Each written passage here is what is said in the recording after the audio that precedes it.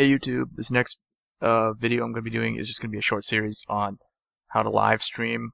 I'm going to go over how to live stream console games, and I may cover PC in a future video. So to live stream the console games such as PS3, 360, or Wii U, for those sort of games you want to be streaming ideally in 720p resolution, mainly because most games run at that resolution. They don't even do 1080p, and streaming at 1080p requires a whole lot of really good hardware and a very good internet connection. So I recommend streaming at 720p if you're going to be console streaming.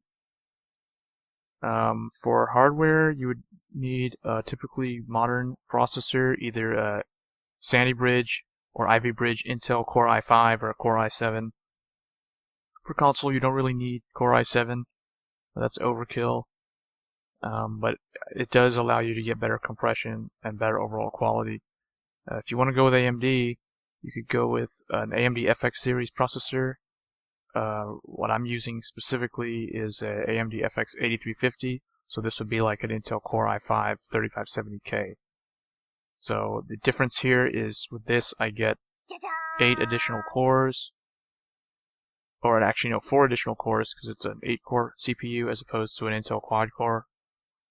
So it gives me a little bit better compression capabilities and overall stream quality over the Intel Core i5. But if you get an i7, then that's irrelevant.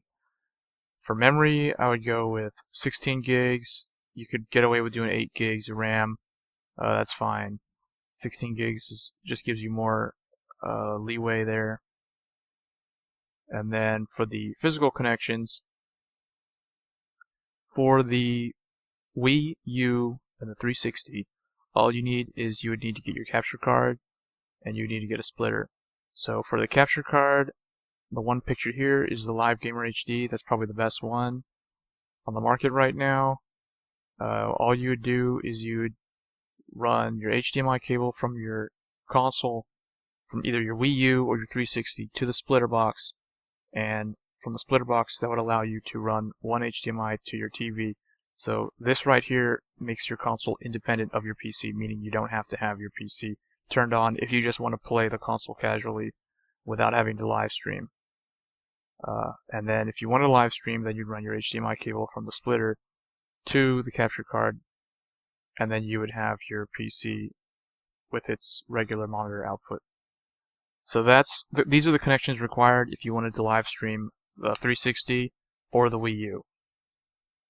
Now for the PS3, it's a little bit more complicated because the PS3 has HDCP. So if you want to stream HDMI and you want to have your digital video quality, which is better than the old analog component cables, you don't want to run component cables, you want to stay away from that. You'd have to go and you'd have to get one of these converter boxes. With this, it's relatively cheap. It's about like $35 on Moto price. You would then have to get a couple of different cables here. One would be an optical toslink cable, and the other one would be a HDMI on one side to DVI on the other side. So you'd have to get one of those cables. So you would run this cable from the PS3 to the DVI input. So you have the DVI on one side and the HDMI on the other. And then for the toslink, I guess I'll highlight that in blue. That one you would run from the PS3's optical out to the SPDIF input there. And then everything would be exactly the same. You'd run your regular HDMI that you normally would have connected to the console from the output of the converter box to the splitter, and then from the splitter you'd have the same connections that you had for the 360. So you'd have an HDMI that runs to the TV and another HDMI that runs to the capture card. And then the PC would be exactly the same. So this is what you would need if you wanted to stream PS3 using HDMI. This effectively bypasses the HDCP. So hope you guys enjoyed the video. If you have a question, please leave a comment below. As always, rate, comment, subscribe. Thanks.